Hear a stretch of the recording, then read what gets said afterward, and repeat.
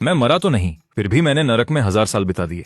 यमराज मुझे अपना भाई कहते हैं, दूत मुझे बड़ा भाई मानते हैं, बैल और घोड़े जैसे रक्षक मेरे लिए लड़ते हैं, क्योंकि मैंने कभी शिकायत नहीं की। हर दिन मैंने नरक की सफाई की, पर आज मेरा तो काम खत्म हुआ, क्योंकि मैंने नरक के हर कोने का काम पूरा कर लिया है। पुनर्जन्म लेते ही मैं बाकी सबसे 10,000 साल आगे रहूंगा। तो मैं यमराज के पास जाता हूँ। मैं एक नरकीय अधिकारी के रूप में इस्तीफा देता हूँ। यमराज जीवन और मृत्यु का रजिस्टर बंद कर देते हैं। वह अपने सामने खड़े उस युवक की ओर देखते हैं। ईथन, तुमने नरक की सेवा 1000 सालों तक की है। 1000 सालों का गुप्त पुण्य बिना किसी शिकायत के जमा हुआ है। इस पुनर्जन्म के लिए मैं तुम्हें साधकों के एक परिवार में भेजूंगा। अगर तुम स्थिर मन से साधना करोगे तो महान भाग्य तुम्हारा इंतजार कर रहा है। धन्यवाद यमराज। मैं आदरपूर्वक सिर झुकाता हूँ। अंदर ही अंदर मैं किसी मूर्ख की तरह मुस्कुरा रहा हूँ। आखिरकार बैल और घोड़े जैसे रक्षक मुझे विस्मृति के पुल तक ले जाते हैं। ईथन, मुझे पता था तुम आ जाओगे। तो तुम्हारी इस बूढ़ी दादी ने कुछ खास मिलाया है, इस पीकर शांति से आगे बढ़ो। इतना कहकर सुनहरे शोरबे का एक कटोरा मेरे हाथों में थमा दिया जाता है। अरे दादी, ये क्या कर रही हैं? सिर्फ सूप ही नहीं पिला रही, बल्कि उसमें कुछ मिला भी दिया। डर है कि कहीं मैं तुम तीनों को याद न रखूं, है ना? मैं उनसे भूलने वाला सूप ले लेता हूं। मैं अपने 3 पुराने दोस्तों को देखता हूं। जाने का मन नहीं है। दोस्तों, इस विदाई के बाद मैं एक बहुत बड़ी दुनिया की ओर जा रहा हूं। ये विदाई कहकर मैंने सिर ऊपर किया। कुछ बड़े घूंट भरे और शोरबा खत्म हो गया। मेरी आंखें बेजान हो जाती हैं। ऐसा लग रहा है जैसे मेरी रूह चली गई। पर यह सब सिर्फ एक नाटक है। पहले मैंने विस्मृति के पुल पर एक बेशकीमती खजाना कमाया था, एवरमाइंड अमृत। इस अमृत के होते हुए कोई भी भूलने वाला सूप मेरा कुछ नहीं बिगाड़ सकता। मतलब मुझ पर कोई असर नहीं हुआ। मैं अपने पिछले जन्म की हर याद साथ ले जा पाऊंगा। नदी के पार 7 रंगों की रोशनी चमक उठी है। मैं रोशनी की एक लकीर बनकर प्राचीन एशवुड कबीले के पुनर्जन्म मार्ग में ओझल हो गया। एक एकांत पवेलियन के अंदर बुजुर्ग अपनी पतली दाढ़ी सहलाते हुए धीरे से बोलते हैं। मैंने रात का आकाश पढ़ा है। मैंने उंगलियों पर गिना है। पैतृक संप्रभु का पुनर्जन्म होने वाला है। गैरेथ एशवुड की आंखें फटी की फटी रह जाती हैं। उसका पूरा शरीर उत्साह से कांप उठता है। क्या ये वाकई सच है? एशवुड कबीले में किंवदंती है। कहते हैं कि उस समय उस असाधारण प्रतिभा ने अपनी ताकत से संप्रभुता के शिखर पर जगह बनाई थी।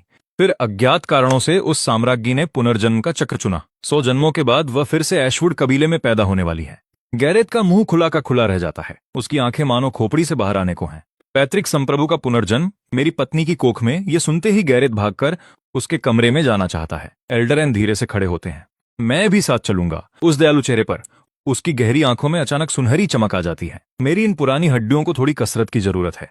और इसी पल मैं अपनी मां की कोख में हूं और सोच रहा हूं कि जीवित होना कितना अद्भुत है। और नरक से कमाए 1000 सालों के खजानों के साथ मैं शुरुआत की लाइन से ही सबसे 1000 साल आगे हूं। आखिर मैं कितना शक्तिशाली होने वाला हूं। मैंने कभी सोचा नहीं था कि मेरे पास एक बच्ची होगी, आंखें बंद किए गहरी नींद में। सच में मेरी एक छोटी बहन है, बढ़िया है, आगे चलकर कंपनी रहेगी। उसे सोते हुए देख मैं प्राइमोर्डियल शरीर के साथ मिल रहा हूं। कुछ समय बीतता है। बच्ची अपनी आंखें खोलती है। 100 जन्मों के बाद अब उसे संप्रभु के रास्ते पर चलने से कोई नहीं रोक पाएगा। शाश्वत संप्रभु ही पूरी सृष्टि का सर्वोच्च शासक है, तीनों लोकों का सच्चा स्वामी। ये 1,00,000 साल की तैयारी उसी ताज को हासिल करने के लिए थी। इस जन्म में उसे पूरा भरोसा है कि वह शाश्वत संप्रभु बनेगी। ऑरोरा एशवुड बगल में देखती है। उसके ठीक पास एक नन्हा लड़का है। उसने कभी नहीं सोचा था कि उसका एक छोटा भाई होगा। 1 महीना गुजर गया। प्रसव कक्ष में 7-8 दाइयां भाग दौड़ कर रही हैं। तभी अंदर से एक आवाज आती है, बधाई हो, कबीले के मुखिया, बेटी हुई है। दरवाजे के बाहर इंतजार कर रहे लोग राहत की सांस लेते हैं। सिर्फ मुखिया और एल्डर जानते हैं कि यह पैतृक संप्रभु का पुनर्जन्म है। बाकी सब इसे एक साधारण जन्म समझते हैं। वे कुछ और नहीं सोचते। अचानक अंधेरे आसमान से एक जोरदार गड़गड़ाहट होती है। अच्छे भाग्य के सुनहरे बादल स्वर्ग में छा जाते हैं। आसमान में एक दरार खुल जाती है, पूरे क्षितिज तक फैली हुई, और उसमें से बैंगनी ऊर्जा की एक धारा बह निकलती है। जब तक वह बैंगनी ऊर्जा हवा में रहती है, एशवुड कबीले का हर सदस्य भारी दबाव महसूस करता है। कुछ तो सांस भी नहीं ले पा रहे। फिर बच्ची छत को तोड़कर ऊपर निकल जाती है। हवा में तैरते हुए आसमान से बैंगनी ऊर्जा खींचती है। हर कोई इसे महसूस कर सकता है। जैसे जैसे ऊर्जा उसमें समाती है, उसकी जीवन शक्ति मजबूत होती जाती है, कई अनुभवी साधकों से भी ज्यादा। वहां मौजूद हर कोई पत्थर की तरह जम गया है। गैरेथ सदमे में अपना सिर पीछे झुका लेता है। उसकी आंखों में गहरा अविश्वास भरा है। मैंने कभी नहीं सोचा था कि पैतृक संप्रभु का पुनर्जन्म खुद बैंगनी चमक को नीचे लाएगा। ऐसा करने के लिए कितनी भयानक प्रतिभा की आवश्यकता होगी। जैसे ही वह बैंगनी चमक पूरी तरह सोख ली जाती है, कमरे के अंदर से एक जोर की बच्चे की रोने की आवाज आती है। एक दाई आंगन में चिल्लाती है, बधाई हो, कबीले के मुखिया, बेटा हुआ है। गैरेथ सिर उठाकर जोर से हंसने लगता है। वह पैतृक संप्रभु के जन्म से भी ज्यादा खुश है।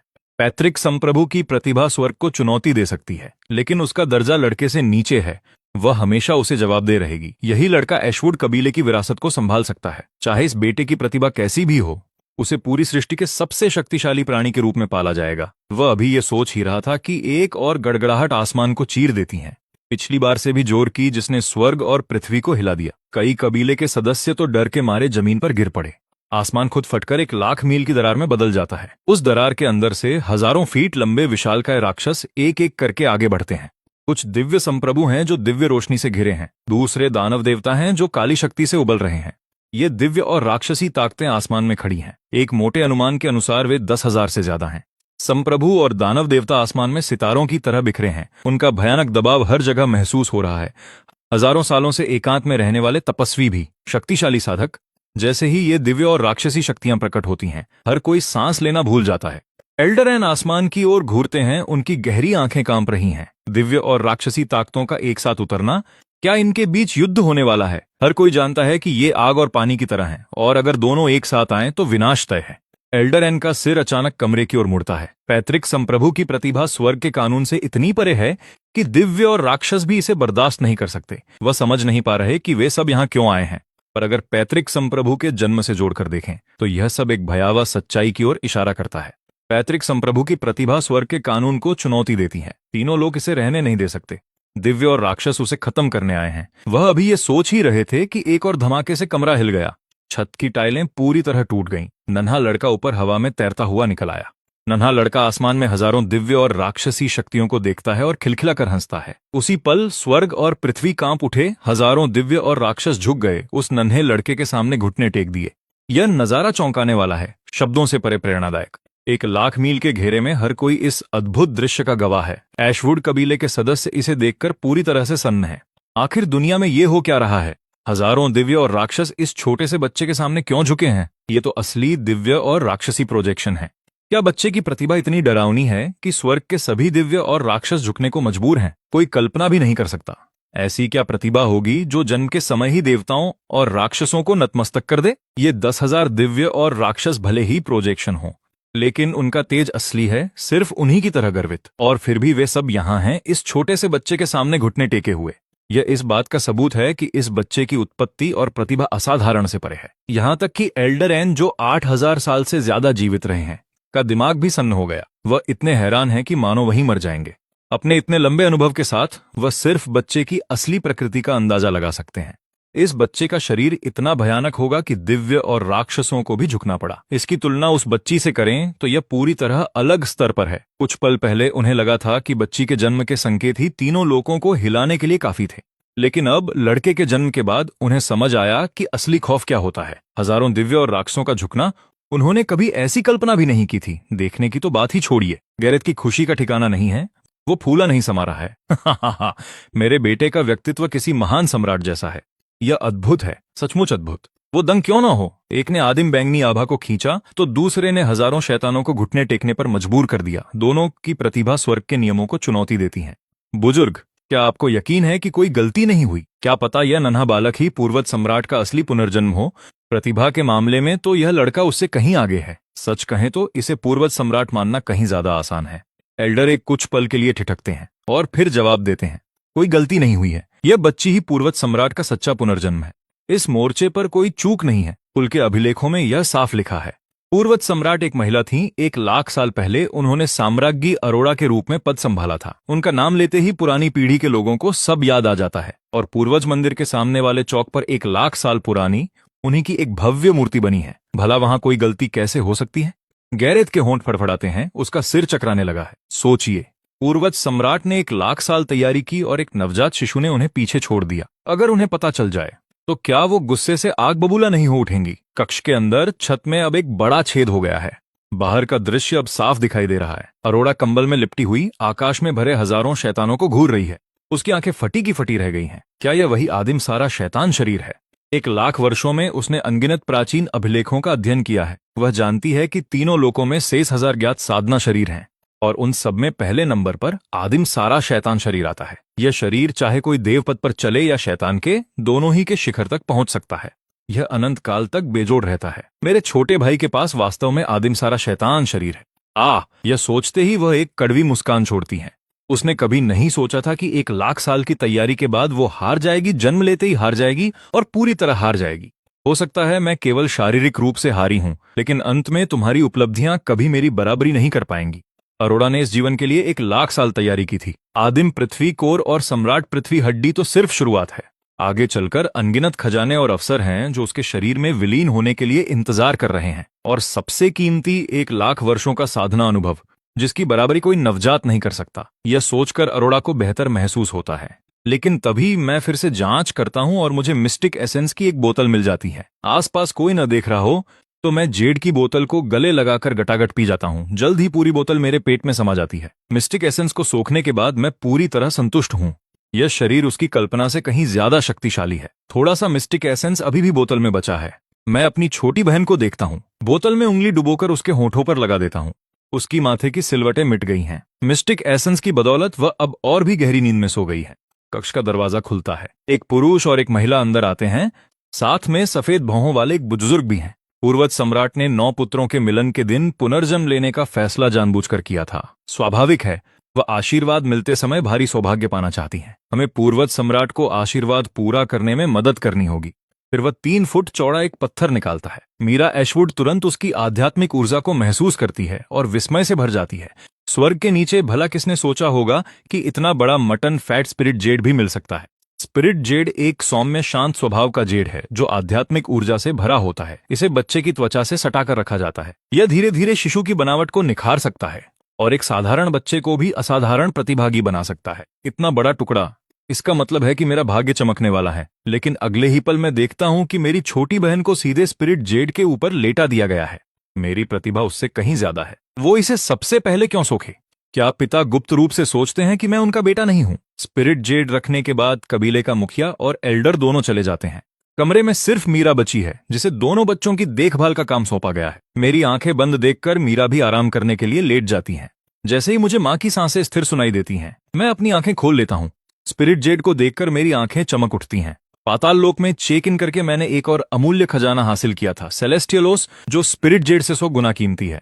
बस दिक्कत यह है कि सेलेस्टियल ओस की शक्ति बहुत उग्र और भारी है, जिसे एक नवजात संभाल नहीं पाएगा। मेरा प्लान है कि पहले स्पिरिट जेड को सोखकर अपने शरीर को मजबूत कर लूं और फिर सेलेस्टियल ओस की तरफ बढ़ूं। अगर मैं अभी अपनी बहन के हिस्से का थोड़ा सा ले लूं तो बाद में लौटा दूंगा।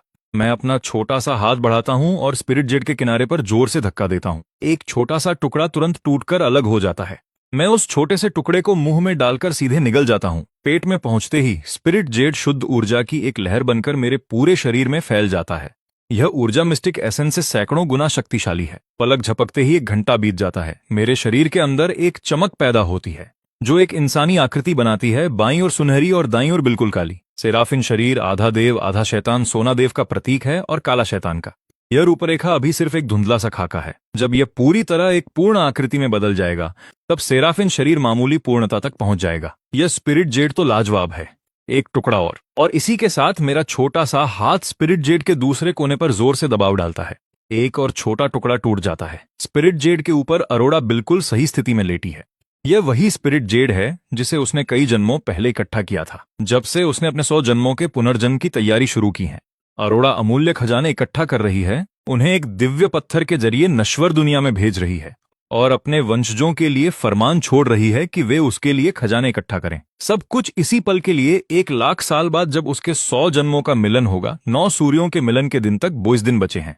सौर आशीर्वाद प्राप्त करने के लिए तब तक उसके आदिम पृथ्वी कोर को मामूली पूर्णता तक पहुंचना होगा। 9 सूर्यों का मिलन हर 10,000 साल में सिर्फ एक बार होता है। अगर वह इसे हासिल कर ले तो वह अपने शरीर के भीतर एक सौर अंगारा रोप सकती है और समय के साथ वह एक शीर्ष अमर ज्वाला बन सकता है। इस मौके के लिए उसने 30,000 साल बिताए हैं। यह छोटा शैतान वास्तव में इस सम्राट स्पिरिट जेड को चुराने की हिम्मत करता है।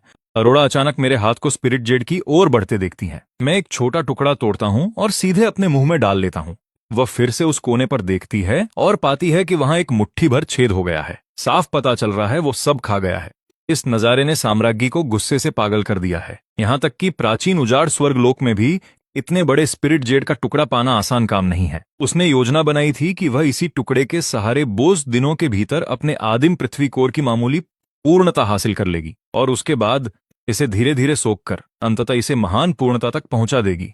लेकिन अब हर वो टुकड़ा जो उसका छोटा भाई सोख रहा है उतना ही उसका नुकसान हो रहा है। यह तो दिन दहाड़े खुली लूट है। एक साम्राज्ञी होकर वह भला यह कैसे देख सकती है कि इस छोटे से शैतान ने उसका खजाना छीन लिया है। क्या चल रहा है? मेरी छोटी बहन इतनी परेशान क्यों दिख रही है? एक नवजात शिशु जिसका शरीर अभी शुरुआती विकास में है, शक्तिशाली शरीर के बावजूद उसे ऐसा कुछ नहीं कर पाना चाहिए। अरोड़ा उस बच्चे को गुस्से से घूरती है।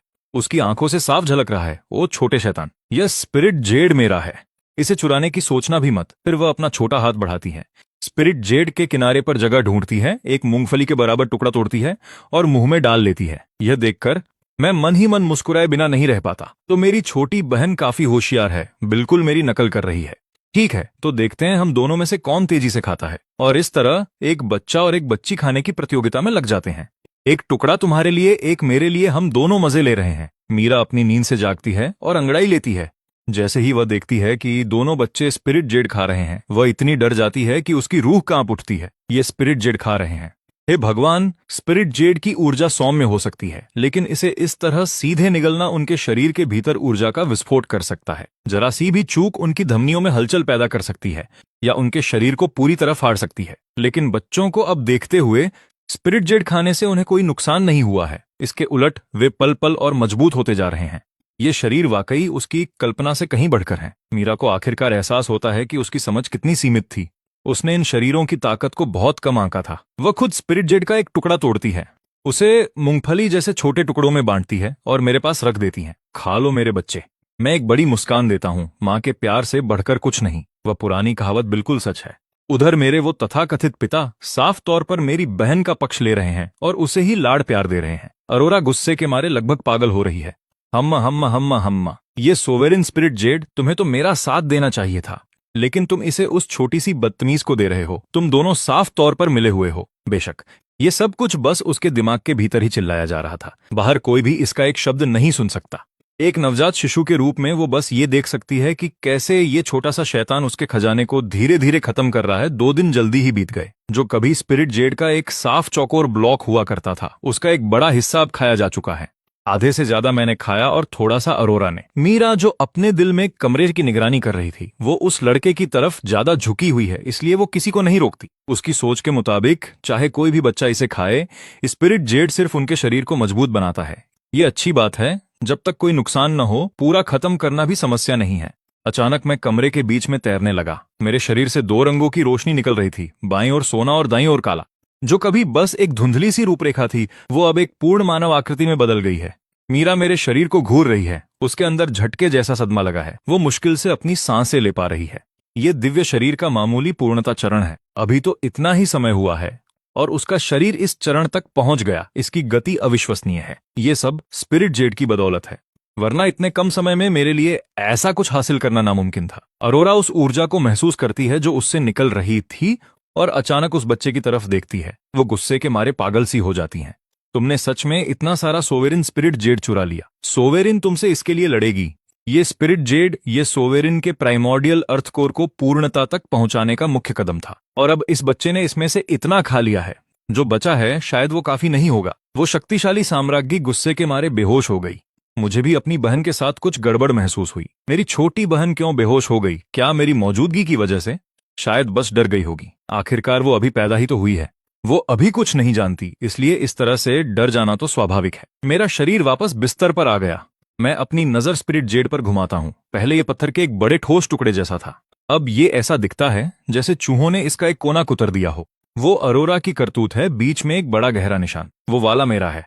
मेरा शरीर मेरी बहन से काफी मजबूत है, इसलिए मैं सब कुछ बहुत तेजी से सोख लेता हूं। मैं पलटकर बिस्तर के किनारे रेंगता हूं, हाथ बढ़ाकर स्पिरिट जेड का एक और बड़ा टुकड़ा तोड़ता हूं। मेरी बहन के टुकड़े हर बार मूंगफली के दाने जितने थे। मेरे वाले बटेर के अंडे के बराबर थे। उसके टुकड़ों से 4-5 गुना बड़े। ये टुकड़ा जो मैंने अभी तोड़ा है वो मुर्गी के अंडे के बराबर है, उसके टुकड़ों से 4-5 गुना बड़ा। अब जब मेरा शरीर मामूली पूर्णता तक पहुंच गया है, तो मेरे शारीरिक बल के हर पहलू 100 गुना बढ़ गए हैं और मेरी सोखने की गति भी काफी बेहतर हो गई है। इतना सारा एक साथ सोखना कोई समस्या नहीं है। मैं स्पिरिट जेड के इस बड़े टुकड़े को कई छोटे हिस्सों में तोड़ देता हूं। मैं सब कुछ एक ही बार में निगल जाता हूं। जैसे ही मैं एक टुकड़ा खत्म करता, मैं एक और अंडे के आकार का टुकड़ा तोड़ता और उसे भी निगल जाता। एक के बाद एक मैं बस सोखता ही गया।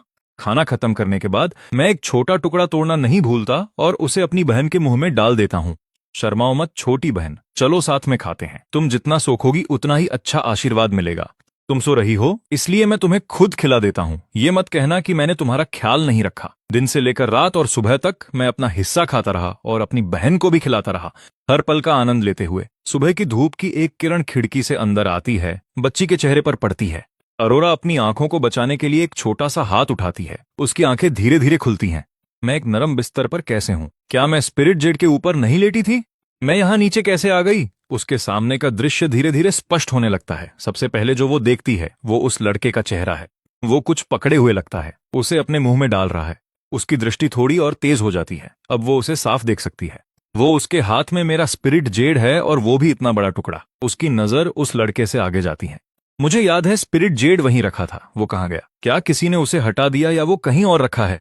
उसकी आंखें कमरे में चारों तरफ घूमती हैं, लेकिन स्पिरिट जेड का कोई नामो निशान नहीं है। वो लड़का एक नई चाल चलता है जो उसका ध्यान अपनी ओर खींचती है। वो उसे बिस्तर के किनारे रेंगते हुए देखती है, झुककर नीचे हाथ डालता है जैसे किसी चीज को ढूंढ रहा हो। उस बच्चे का हाथ वापस ऊपर आता है। जो हथेली खाली थी अब उसमें स्पिरिट जेड का एक बड़ा टुकड़ा है। वो स्पिरिट जेड है। दोस्तों, प्रॉम्प्ट 67 यूट्यूब चैनल को सब्सक्राइब करो, और अगर ये वीडियो किसी फेसबुक पेज पे देख रहे हो तो इन सबको अनफॉलो मारो।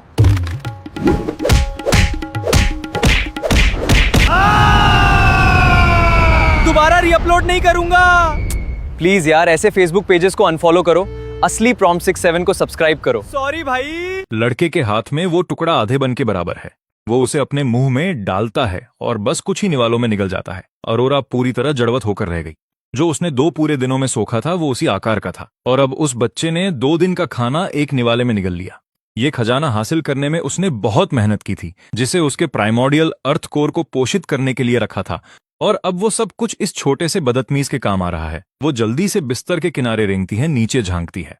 न देखती तो बेहतर था, क्योंकि देखने के बाद वो पूरी तरह स्तब्ध रह गई। स्पिरिट जेड, जो कभी 3 फुट का चौकोर ब्लॉक था, अब लगभग खत्म हो चुका है। सिर्फ आधा फुट लंबा एक छोटा टुकड़ा बचा है। बाकी सब कुछ उस छोटे शैतान ने खा लिया है। मेरा स्पिरिट जेड वापस करो। वो शक्तिशाली साम्राज्ञी गुस्से के मारे उबल रही थी। एक पल के लिए मुश्किल से होश में आई थी कि फिर से बेहोश हो गई। मैं अपनी बहन को थोड़ा हैरान होकर देखता हूँ। वो अभी जगी थी और फिर से बेहोश क्यों हो गई? मैं अपने छोटे हाथ से इशारा करता हूँ। अपनी स्टोरेज रिंग से एक जेड की बोतल बाहर निकालता हूँ। ये सेलेस्टियल डू है, एक दिव्य ओस स्वर्ग और पृथ्वी के सार से जन्मी। शिशुओं पर इसका असाधारण और शक्तिशाली पोषण प्रभाव पड़ता है। ये स्पिरिट जेड से कहीं ज्यादा शक्तिशाली है, इसीलिए ये नवजात के शरीर के लिए शुरुआत के तौर पर अनुपयुक्त है। मैंने पहले ही स्पिरिट जेड का काफी हिस्सा खा लिया है, जिससे मेरा शरीर काफी मजबूत हो गया है। इसलिए अब मैं सेलेस्टियल डू को सोखने के लिए तैयार हूँ। पिछले कुछ दिनों से मैं जो अपनी बहन का स्पिरिट जेड चुरा रहा था, वो खुद को इसके लिए तैयार करने के लिए ही था। सेलेस्टियल डू लेकर मैं बोतल का ढक्कन खोलता हूँ, एक उंगली अंदर डुबोता हूँ, उसे तरल से कोट करता हूँ और अपनी बहन के होठों के बीच धीरे से रख देता हूँ।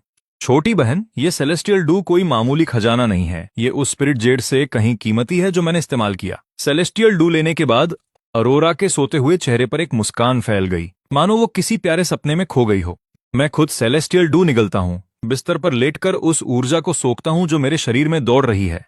स्पिरिट जेड ने मुझे जो आधार दिया है उसके साथ सेलेस्टियल डू को सोखना उससे कहीं ज्यादा आसान है जितना बिना आधार के होता। काफी देर बाद इस छोटे से शरीर से प्रकाश की किरणें फूटी। इसकी भयानक आभा सीधे 9वें स्वर्ग तक पहुंच गई। ऊपर आसमान में 9वें स्वर्ग में एक विशाल दैत्य खड़ा हुआ, हजारों फुट लंबा, जिसका सिर आसमान छू रहा था और पैर पाताल में टिके थे, जैसे स्वर्ग और पृथ्वी को जोड़ने वाला एक स्तंभ, अडिग अविचल। दैत्य के शरीर पर 2 रंग थे, बाईं ओर सुनहरा जो दिव्य स्वर्गीय प्रकाश से चमक रहा था, दाईं ओर काला, एक अंतहीन पाताल की तरह गहरी राक्षसी आभा के साथ। यह दैत्य इतना विशाल है कि 10,000 मील के दायरे में हर कोई इसे देख सकता है। अनगिनत आम लोग घुटनों के बल गिर गए, सिर झुकाकर दैत्य के सामने नमन करने लगे। यहां तक कि कई साधक भी उस दैत्य की आभा महसूस करते ही डर के मारे जमीन पर ढह गए। लाखों पहाड़ों के बीच फेट वॉच पवेलियन स्थित है। फेट वॉच सीयर एक ऊंचे टावर पर बैठा दूर उस दैत्य को निहार रहा है। ऐशवुड कबीले में नियति के 2 सितारे पैदा हुए हैं। ये दुनिया भारी उथल पुथल की ओर बढ़ रही है। गुरुजी, आप कहते हैं कि ऐशवुड कबीले में एक सितारा है और ये 2 हैं। सितारे का नाम सुनते ही युवा शिष्या की आंखें चौड़ी हो गईं। हैरानी साफ झलक रही थी। नियति के सितारे का उदय मतलब अत्यधिक भाग्यशाली व्यक्ति का जन्म है, और यहाँ एक नहीं 2 सितारे एक साथ। ये इस बात का सबूत है कि ऐशवुड कबीले का भाग्य अब स्वर्ग को भी चुनौती देने वाला है। फेट वॉच सीयर धीरे से सिर हिलाता है। नियति के 2 सितारे आकाश में एक दूसरे को गूंजते हुए। एशवुड कबीले का उदय अब शायद नहीं रुक सकता। प्राचीन कोरवेन कबीले के निषिद्ध मंडप के भीतर एक बुजुर्ग ने धीरे से अपनी आंखें खोली। अगर बाहरी लोगों को पता चलता कि कोरवेन कबीले का ये बुजुर्ग अभी जिंदा है तो वे पूरी तरह दंग रह जाते। बुजुर्ग ने दैत्य की आभा महसूस की, उसकी पुतलियां अचानक सिकुड़ गईं। क्या ये वही पौराणिक प्राइमोर्डियल सेराफिन शरीर है? ये यहाँ एवरलास्टिंग क्षेत्र में कैसे प्रकट हो सकता है? उसने खुद भी इसे केवल प्राचीन ग्रंथों में पढ़ा था। प्राइमोर्डियल सेराफिन शरीर जिसका वर्णन बिखरे हुए टुकड़ों में ही मिलता था। अगर इस दिव्य शरीर की एक अनूठी विशेषता न होती, जहां स्वर्ग और नरक का अस्तित्व एक साथ हो, तो शायद वो इसे पहचान भी नहीं पाता। हजारों फुट ऊंचा प्रोजेक्शन, क्या ये प्राइमोर्डियल सेराफिन शरीर पहले ही पूर्णता तक पहुंच चुका है? इस सोच के साथ ही बुजुर्ग ने एक ठंडी सांस ली। कबीले का नेता कहाँ है? निषिद्ध कक्ष से एक तीखी आवाज गूंजी। अभिवादन एल्डर स्काईरीच, क्या आपको उस विशाल प्रोजेक्शन का मूल पता है? एल्डर स्काईरीच ने पूछा। इतने वर्षों तक वो एकांत में रहा था और आज उस दैत्य की भयावह आभा ने ही उसे ध्यान से बाहर आने पर मजबूर किया। जूलियन कॉर्वेन ने सिर झुकाया और जवाब दिया, अगर मेरा अंदाजा सही है तो यह आभा एशवुड कबीले से आ रही है। मैं सिर्फ 100 साल के लिए एकांतवास में था और इतने में ही एशवुड कबीले ने इतनी शक्ति पैदा कर ली। दिव्य शरीर पूर्णता के चरम पर। अब इसे रोक पाना शायद मुमकिन न हो। पूर्णता के चरम शब्द सुनते ही जूलियन का सिर झटके से ऊपर उठा, उसकी आंखें फटी की फटी रह गईं। क्या तुम कह रहे हो कि यह दिव्य शरीर पहले ही पूर्णता के चरम पर पहुंच चुका है? यह मुमकिन नहीं। भले ही उसने उस विशाल आभा को खुद देखा हो, लेकिन उसे यह नहीं पता कि यह पैदा कैसे हुई। यह सच ही हो सकता है। भले ही एल्डर स्काईरीच इसे मानने से कतरा रहे हों, लेकिन हकीकत यही है। जूलियन के चेहरे पर भावों की एक पूरी लहर सी दौड़ गई, मानो उसने विश्वास से परे कुछ देख लिया हो। कुछ समय पहले एशवुड कबीले में 2 बच्चों ने जन्म लिया। उस नन्हे बालक के सामने हजारों देवता और दानव घुटनों पर झुक गए। सिर्फ 15 दिनों में ही उसका दिव्य शरीर पूर्णता के चरम पर पहुंच गया। ऐसी प्रतिभा वाकई खौफनाक है। दिव्य शरीर स्वर्ग और पृथ्वी का सबसे शक्तिशाली संविधान है। हर एक दिव्य शरीर अपने साथ खेती की डरावनी और अपार प्रतिभा लेकर आता है। एक दिव्य शरीर 2 चरणों से गुजरता है, लघु पूर्णता और महान पूर्णता। हर चरण पार करने पर प्रतिभा 10 और फिर 100 गुना बढ़ जाती है। और कुछ असाधारण दिव्य शरीरों के लिए महान पूर्णता तक पहुंचना उनकी शक्ति को 1000 या 10,000 गुना बढ़ा देता है। आदिम सेराफिन शरीर अपने आप में ही बहुत भयानक था। अब महान पूर्णता तक पहुंचने के बाद यह कितना और भयानक हो सकता है, इसकी कल्पना करना भी मुश्किल है। क्या 15 दिन एल्डर स्काईरीच का चेहरा अविश्वास से भर गया। बोलते समय उनका पूरा शरीर कांप रहा था। उन्होंने सोचा था कि इस स्तर के दिव्य शरीर को पूर्णता तक पहुंचने में दशकों या शायद सदियां लगेंगी। उन्होंने हजारों साल में भी नहीं सोचा था कि यह कोई ऐसा बच्चा होगा जो बमुश्किल 10 दिन का है। एल्डर, क्या हमें उस बच्चे को खत्म करने का मौका ढूंढना चाहिए? कॉर्वेन और एशवुड दोनों ही प्राचीन कबीले हैं और सालों से इनके बीच तनातनी रही है। दिखावे के लिए चीजें हमेशा समान नहीं रही हैं, लेकिन अब जब एशवुड कबीले ने इतनी अद्भुत प्रतिभा वाला दिव्य पुत्र पैदा किया है, तो अगर उसे बढ़ने दिया गया तो वह कॉर्वेन कबीले के लिए सबसे बड़ा खतरा बनेगा। बिल्कुल नहीं। एल्डर स्काईरीच ने तुरंत अपना हाथ लहराया। आवाज में हड़बड़ाहट थी। इस बच्चे ने इतनी कम उम्र में आदिम सेराफिन शरीर का पूर्ण निर्माण कर लिया है। वह जरूर अपने साथ बहुत बड़ा भाग्य लेकर आया है। कॉर्वेन कबीले को उससे दोस्ती करनी चाहिए, उसे दुश्मन नहीं बनाना चाहिए। जूलियन ने कभी नहीं सोचा था कि एल्डर एक नवजात शिशु को इतना महत्व देंगे। चूंकि एल्डर ने दोस्ती का फैसला किया है, तो अब वक्त आ गया है कि दोनों कबीले नजदीक आएं और सहयोगी बने। एशवुड कबीले के मुख्य द्वार पर गैरेथ कई दिनों बाद वापस लौटा। उसका मूड अच्छा था, लेकिन आकाश में उस विशाल आकृति को देखते ही उसके चेहरे पर सन्नाटा छा गया। उसका शरीर प्रकाश की एक लकीर बन गया जो सीधे अपने आंगन की ओर भागा। एल्डर एओन भी पहले से ही आंगन में थे, सिर उठाकर आकाश में उस दैत्य को देख रहे थे। एल्डर, आखिर हो क्या रहा है? अगर मैं गलत नहीं हूं तो आदिम सेराफिन शरीर महान पूर्णता तक पहुंच चुका है। गैरेथ ने भारी मन से थूक निकला। उसका गला सूख गया था। दिव्य शरीर महान पूर्णता तक पहुंच गया। अभी तो बस कुछ ही दिन हुए हैं। इतनी जल्दी ऐसा कैसे हो सकता है? उसने कभी नहीं सोचा था कि फॉरबिडन ग्राउंड्स की 5 दिन की यात्रा के बाद घर लौटने पर उसके बेटे का दिव्य शरीर महान पूर्णता पालेगा। यह गति वाकई दंग करने वाली है। एल्डर एओन ने कमरे की ओर देखते हुए कहा, चलो तुम्हारी पत्नी के कमरे में चलते हैं, हमें वहां अपने जवाब मिल सकते हैं। गैरेथ आगे बढ़ा और उसने दरवाजा धक्का देकर खोला। सबसे पहले उसने मुझे देखा बिस्तर पर बैठे हुए। एक नजर और डाली तो उसे बिस्तर पर पड़ा हुआ बच्चा दिखा। तभी उसे झटका लगा कि वो मटन फैट स्पिरिट जेड, जो कभी एक चौकोर टुकड़ा था, अब बस आधा फुट रह गया है, पहले से बस 10वां हिस्सा। इसे देखते ही गैरेथ को साफ हो गया कि क्या हुआ है। उसका दिमाग जैसे वहीं फट गया।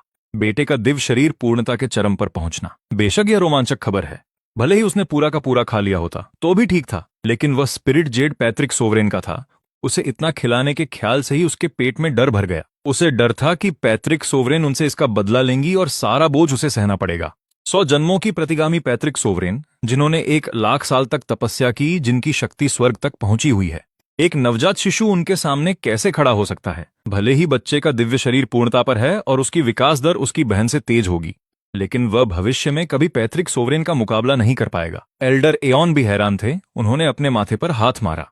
पिछले कुछ दिनों से उन्हें कुछ अजीब सा महसूस हो रहा था, लेकिन गैरेथ के न होने और मीरा के अकेले बच्चों की देखरेख करने के कारण उनका कमरे में जाना सही नहीं लगा। किसी ने नहीं सोचा था कि कुछ ही दिनों में इतनी बड़ी घटना हो जाएगी। सच कहूं तो बच्चे का दिव्य शरीर महान पूर्णता तक पहुंचना एक एल्डर के तौर पर मुझे खुशी देता है, लेकिन हम पैतृक सोवरेन को यह सब समझाएंगे कैसे? गैरेथ तेजी से बिस्तर के पास पहुंचा और मीरा के कंधों को मजबूती से पकड़ लिया। मीरा, बच्चे मटन फैट स्पिरिट जेड खा रहे थे। तुमने उन्हें रोका क्यों नहीं? इसे ऐसे खाना बहुत खतरनाक है। यह आसानी से उनके शरीर को फाड़ सकता था। मैंने देखा कि ईथन इसे खाने के बाद ठीक था, तो मैंने उसे खाने दिया। मीरा को ठंडे पसीने आ गए। अब जब उसने सोचा कि क्या गलत हो सकता था तो घबराहट होने लगी। शुक्र है कि कुछ नहीं हुआ, नहीं तो वे क्या सफाई देते। गैरेथ ने एक आह भरी। तुमने बिल्कुल सावधानी नहीं बरती। वह स्पिरिट जेड दोनों बच्चों के लिए था। अगर तुमने सारा ईथन को ही दे दिया तो अरोरा के लिए क्या बचा? अरोरा ने भी स्पिरिट जेड खाया, बस ईथन से काफी धीमी गति से, इसलिए ज्यादातर हिस्सा ईथन के पास चला गया। मीरा के लिए यह कोई बड़ी समस्या नहीं थी। मां होने के नाते वह जाहिर है कि मुझे ज्यादा प्यार करती है। सच में तुम, गैरेथ ने फिर आह भरी और एल्डर के साथ कमरे से बाहर निकल गए। एल्डर, अब हम क्या करें? अब स्पिरिट जेड का बस एक टुकड़ा बचा है, जो पैतृक सोवरेन के लिए था। यह एक तरह से अच्छी खबर है, पर हम पैतृक सोवरेन को यह कैसे समझाएं? एल्डर एओन ने आह भरी। उनकी सफेद भौहें सिकुड़ गईं। फॉरबिडन ग्राउंड्स के खजाने में कुछ और चीजें हैं जो शिशुओं के पोषण के लिए उपयुक्त हैं। हालांकि कोई भी स्पिरिट जेड जितनी प्रभावी नहीं है, पर फिलहाल हमें उसी से काम चलाना होगा। उम्मीद है कि पैतृक सोवरेन बुरा न माने। वाकई यह बहुत अजीब स्थिति है। स्वयं शक्तिशाली पैतृक सोवरेन, जो 100 जन्मों की सबसे ताकतवर हस्ती हैं, वे एक बच्चे से प्रतियोगिता हार गईं। अगर यह बात बाहर फैली तो जो पैतृक सोवरेन को जानते हैं वे हंसते हंसते लोटपोट हो जाएंगे। अब कुछ नहीं हो सकता। गैरेथ ने खुले दरवाजे से अंदर देखा। उसकी नजर फर्श पर पड़े स्पिरिट जेड के उस छोटे से टुकड़े पर पड़ी। अभी भी करीब 10% स्पिरिट जेड बचा है। इतना पैतृक सोवरेन के दिव्य शरीर को लघु पूर्णता तक पहुंचाने के लिए काफी होगा। महीने के आशीर्वाद समारोह में अभी आधा महीना बाकी है। यह काफी समय होना चाहिए। 9 पुत्रों का मिलन आशीर्वाद आखिरकार स्वयं पैतृक सोवरेन द्वारा चुना गया था। बेशक यह चुका नहीं जाना चाहिए। दोनों को भरोसा था कि 9 पुत्रों के मिलन की तैयारी में पैतृक सोवरेन ने जरूर कुछ और इंतजाम किए होंगे। इस बार वह जरूर 100 आशीर्वाद पाएंगी और 100 अंगार हासिल करेंगी। सब कुछ तय करने के बाद वे दोनों कमरे में वापस आ गए। कमरा काफी बड़ा था, जिसमें 3 बिस्तर लगे थे। दोनों बच्चे बीच वाले बिस्तर पर सो रहे थे और मीरा खिड़की वाले बिस्तर से नजर रख रही थी। गैरेथ ने बच्ची को अपनी बाहों में उठाया और दीवार से लगे अंदरूनी बिस्तर पर सुला दिया। उसने फर्श से स्पिरिट जेड का टुकड़ा उठाया और कमरे के कोने में रख दिया। अब से दोनों बच्चे अलग सोएंगे। अब जो स्पिरिट जेड बचा है वह सब अरोरा का है। हम ईथन को और ज्यादा नहीं लेने दे सकते। उसका शरीर तो पहले ही पूर्ण हो चुका है, अब उसे इसकी जरूरत नहीं है। बच्चे अभी तो पैदा हुए हैं। इतने शक्तिशाली दिव्य शरीरों के बावजूद उन्हें बाकी बच्चों की तरह धीरे धीरे कदम दर कदम बड़ा होना है। बस फर्क इतना है कि दिव्य शरीर के साथ वे आम बच्चों से तेज बढ़ेंगे और साधना का मार्ग आसानी से तय करेंगे। मीरा, तुम ईथन का इतना पक्ष नहीं ले सकती। अरोरा भी हमारी बेटी है, उसे भी स्पिरिट जेड सोखने की जरूरत है। मीरा ने सिर हिलाया। ठीक है, चिंता मत करो, मैं उन दोनों का अच्छे से ख्याल रखूंगा। गैरेथ बिस्तर के पास झुककर मुस्कुराते हुए प्यार से बच्चे को देखता है। ईथन, अब से अपनी बहन की चीजें चुराना बंद करो। तुम अच्छे बच्चे बनो, समझे? ठीक है। यह शब्द अनजाने में मेरे मुंह से निकल गया। मेरे मुंह से वह एक शब्द निकलते ही गैरेथ के बदन के रोंगटे खड़े हो गए। वह अपना कान रगड़ता है, यह सोचकर कि कहीं उसने गलत तो नहीं सुन लिया। एक सामान्य बच्चा कम से कम 1 साल का होने पर ही बोल पाता है। तब भी शब्द बस मां या पापा जैसे सरल होते हैं, पर मैं अभी 10 दिन का ही हूं और बोल रहा हूं। वह अपनी अकड़ी हुई गर्दन घुमाकर मीरा की तरफ देखता है, जो सदमे में बिल्कुल स्थिर हो गई थी। क्या मैंने गलत सुना कि ईथन ने अभी ठीक है कहा? नहीं, मैंने भी वही सुना। अपने बेटे को बोलते सुन मीरा का दिल भी धक से रह गया। जैसे जैसे शिशु दुनिया को समझते हैं, वे सही और गलत का फर्क सीखते हैं और जवाब देना समझते हैं। अगर वह अभी से सब समझ रहा है तो वह एक असली चमत्कार है। मेरा दिल एक पल के लिए रुक गया। मेरी पीठ पर ठंडे पसीने छूट गए। मैं लगभग पकड़ा ही गया था। नरक का चेक इन सिस्टम मेरा रहस्य है और अपने पिछले जन्म की यादें साथ लाना दूसरा। बाहर का कोई भी इंसान इसके बारे में नहीं जान सकता, वरना मुसीबत ही आएगी। मैं अभी बहुत छोटा हूं और खुद की रक्षा करने की ताकत नहीं है। सावधानी ही आगे बढ़ने का एकमात्र समझदारी भरा रास्ता है। वह वास्तव में पहले बोल नहीं सकता था। बात बस इतनी है कि उसके दिव्य शरीर के पूर्ण होने के बाद उसका विकास तेजी से बढ़ गया, इसीलिए वह बोल सकता है। गैरेथ की आंखें फैल जाती हैं और वह परखने के लिए कुछ और सवाल पूछता है। ईथन ईथन, क्या तुम मुझे समझ सकते हो? पापा बोलो, या दूध चाहिए? कई कोशिशों के बाद भी बच्चा कोई प्रतिक्रिया नहीं देता, बस एक खाली प्यारी सी मुस्कान। शायद ये महज एक इत्तेफाक था। ईथन का वो शब्द गलती से निकल गया होगा। वह अभी भी सही से नहीं बोल सकता। अब कोशिश करने का कोई मतलब नहीं है। उस रात आसमान में पूरा चांद उगाया। कमरे के अंदर एक मोती सा चमकता पत्थर धीरे से जल उठा, जिसने पूरे कमरे को रोशन कर दिया। मीरा रात की ठंडी हवा में धीमी और गहरी सांसें ले रही थी। उसकी स्थिर सांसें सन्नाटे को भर रही थीं। वह गहरी नींद में थी। ऑरोरा जाग जाती है।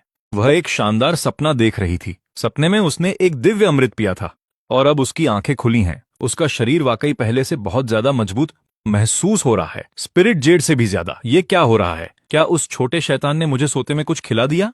नहीं, ये मुमकिन नहीं है। अब जब वह जाग चुकी है तो वह खुद को अपने बिस्तर पर अकेला पाती है। वह परेशान करने वाला छोटा शैतान 10 फीट दूर है। यह सोचकर उसका दिल थोड़ा शांत हो गया। छोटे शैतान, इस बार तुम मेरा स्पिरिट जेड नहीं चुरा सकते। अब से मैं सब कुछ यहीं अपने बिस्तर पर सोख लूंगी। देखते हैं तुम इसे कैसे लेते हो। शिशु को चलना सीखने में कम से कम 1 साल लगता है। अभी उसका शरीर पूरी तरह से विकसित नहीं हुआ है। ये 2 अलग अलग बिस्तर एक न पार होने वाली खाई की तरह हैं, जो उन दोनों को बिल्कुल अलग रखते हैं। अब उसे कुछ भी चोरी होने की चिंता नहीं करनी होगी। ऑरोरा स्पिरिट जेड का एक छोटा सा टुकड़ा तोड़ती है, एक विजयी मुस्कान के साथ उसे बच्चे की तरफ हिलाती है और फिर उसे अपने मुंह में डाल लेती है। निगलते हुए हर पल का आनंद लेती है। वह तय करती है कि अब से उसे इस छोटे शैतान को एक अच्छा सबक सिखाना होगा। मैं अपना सिर घुमाता हूँ, देखता हूँ कि मां सो रही है और बिस्तर के किनारे की तरफ रेंगने लगता हूँ। जैसे ही मैं गिरने वाला होता हूँ, ऑरोरा को जरा भी चिंता नहीं होती, जब तक कि एक हल्की धमक की आवाज नहीं आती। ऑरोरा वहीं जड़वत रह जाती है। वह देखती है कि बच्चा अपने बिस्तर पर खुद बैठता है, फुर्ती से नीचे फर्श पर उतरता है और एक चमकती हुई मुस्कान के साथ उसकी तरफ चलता है। वह कसम खा सकती है कि यह उसकी जिंदगी की सबसे डरावनी मुस्कान है, किसी दुस्वप्न से निकली हुई। क्या वह इतनी जल्दी कैसे उठकर चल सकता है? ऑरोरा का दिमाग कांप रहा है, जैसे उसके सिर के अंदर हजारों मक्खियां भिनभिना रही हों। उसके पास प्राइमोर्डियल अर्थ कोर और सॉवरेन बोन है। 2 धरती स्तरीय खजाने उसके शरीर में मिल गए हैं और यह प्राइमोर्डियल सेराफिन शरीर की भयानक शक्ति है। ऑरोरा को एहसास होता है कि वह हार गई है, पूरी तरह से हार गई। वह सोचती है कि क्या ये 100 जन्मों का पुनर्जन्म शुरू से ही एक गलती थी। मैं बिस्तर का किनारा पकड़कर ऊपर चढ़ता हूं और आज ही मुझे पता चला, मैं वाकई खुद खड़ा हो सकता हूं और चल सकता हूं। मैं एक आसान सी छलांग भी मार सकता हूं। ये सब प्राइमोर्डियल सेराफिन शरीर के पूर्ण होने के कारण है। पूर्णता ने मेरे शरीर के विकास को बहुत तेज कर दिया है, जो किसी भी सामान्य शिशु से कहीं आगे है। तो मेरे पिता ने सोचा कि मुझे और मेरी बहन को अलग करने से मैं रुक जाऊंगा। मैं कमरे के कोने में जाता हूँ, स्पिरिट जेड का एक और टुकड़ा तोड़ता हूँ और उसे अपने मुंह में डाल लेता हूँ।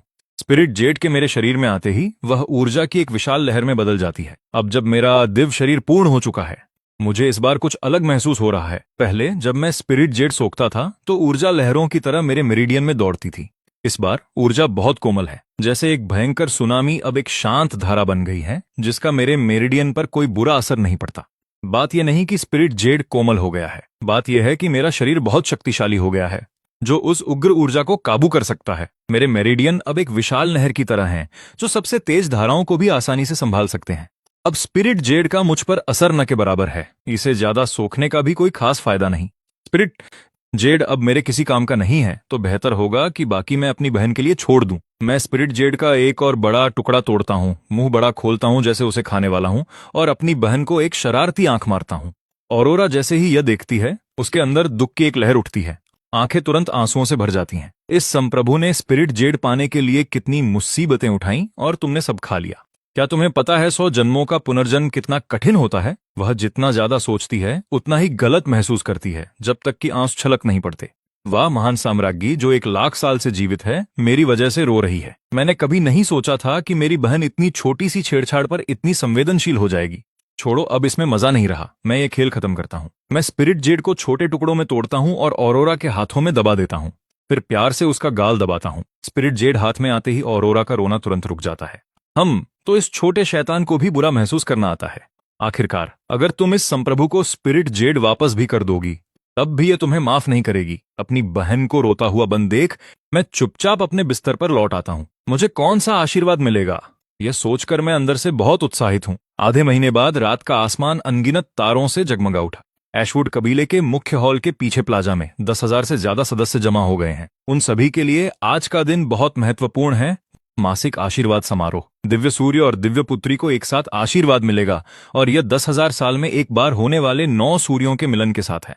दोनों में से किसे ज्यादा बड़ा आशीर्वाद मिलेगा? दिव्य सूर्य को ही मिलेगा, है ना? आखिर उसका दिव्य शरीर पूरी तरह पूर्ण हो चुका है। दिव्य पुत्री भी शक्तिशाली है। मैंने सुना है कि उसका शरीर भी आंशिक रूप से पूर्ण हो गया है। किंवदंतियों के अनुसार अगर कोई सौर आशीर्वाद प्राप्त कर ले तो उनके शरीर में सौर अंगार जड़ जमा लेता है, और अगर उसका पालन पोषण ठीक से हो तो वह एक अमर लौ बन सकती है। सौर आशीर्वाद का सामना करने के लिए असाधारण रूप से शक्तिशाली संविधान की आवश्यकता होती है, और कोई यह गारंटी नहीं दे सकता कि दोनों में से कौन सफल होगा। मुझे आश्चर्य है कि क्या वे इसे सहन भी कर पाएंगे। दोनों के शरीर मजबूत हैं, लेकिन वे अभी बस महीने भर के शिशु हैं।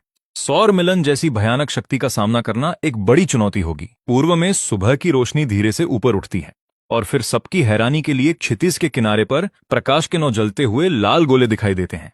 ऐसा लग रहा है जैसे एक साथ 9 सूर्य उगने वाले हैं। धधकती हुई लाल रोशनी ने पूरे क्षितिज को रंग दिया। आधा आसमान गहरा जलता हुआ लाल हो गया। इसे देखकर कई सामान्य लोग सन्न रह गए। सदमे में मुंह खुला का खुला रह गया। कुछ किसान डर के मारे घुटनों के बल गिर पड़े, अपने माथे को जमीन पर टिका दिया। हे भगवान, 9 सूर्य दिखाई दे रहे हैं। पूरी दुनिया फिर से सूखे की चपेट में आने वाली है। हम खत्म हो गए। हम सब भूखे मर जाएंगे। प्राचीन काल में 9 सूर्यों के बारे में बार बार कहानियां सुनाई जाती थीं। एक बार आसमान में एक साथ उगे थे और धरती झुलस गई थी। विनाशकारी सूखा अपरिहार्य माना जाता था। एक और किंवदंती है कि जब 9 सूर्य निकले थे तो हुई नाम के एक देवता ने उनमें से 8 को मार गिराया और दुनिया में शांति बहाल की। पूरे राज्य में कई कबीलों ने 9 उगते सूर्यों के इस अजीब संकेत को देखा, लेकिन आम लोगों के विपरीत वे डर से नहीं कांपे। वे जानते हैं कि यह बस एक बहुत ही दुर्लभ खगोलीय घटना है। आसमान में जो उगा है वह 9 असली सूर्य नहीं है, बल्कि 9 सितारे हैं, जो अपने आप में सूर्य जैसे हैं, जो राज्य के करीब से गुजर रहे हैं।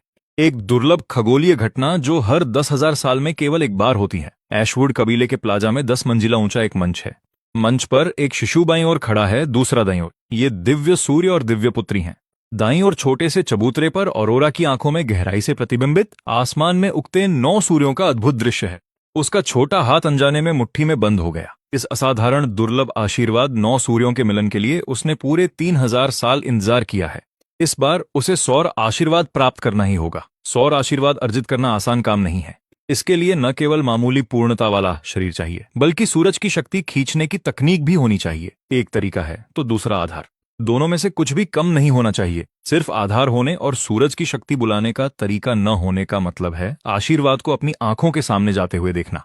इसे रोकने का कोई रास्ता न देखकर अरोड़ा अपना सिर घुमाती है और अपनी बाईं ओर लेटे नन्हे बच्चे को देखती है। छोटे शैतान, देखते हैं इस बार तुम सम्राट से कैसे मुकाबला करते हो। उसका दिव्य शरीर भले ही मजबूत हो, लेकिन सूरज की शक्ति बुलाने की तकनीक के बिना सारी ताकत बेकार है। इसलिए उसे यकीन है कि वह सबसे साधारण आशीर्वाद लेकर ही जाएगी। सौर आशीर्वाद मिलते ही उसकी शक्ति तेजी से बढ़ेगी और वह उस बच्चे को पीछे छोड़ देगी जिसके पास कभी आगे बढ़ने की उम्मीद नहीं होगी। आसमान के सुदूर छोर पर क्षितिज के ऊपर 9 सूरज एक साथ उगते हैं। उनकी धकती रोशनी नीचे धरती को झुलसा रही है। भोर के इस शुरुआती समय में भी तापमान असहनीय ऊंचाइयों पर पहुंच गया है। खेतों की फसलें मुरझाकर लटक गई हैं, मानो नमी की एक एक बूंद सूख गई हो। हिडन क्रिम्सन ड्रैगन सक्रिय हो गया है। बच्ची के शरीर से एक अग्नि ड्रैगन निकलता है जो सैकड़ों फीट लंबे विशाल सर्प में बदल जाता है। वह तेज रफ्तार से क्षितिज की ओर दौड़ता है। ड्रैगन की आभा बेहद भयानक है। उसका भारी दबाव आसमान को ढके हुए है।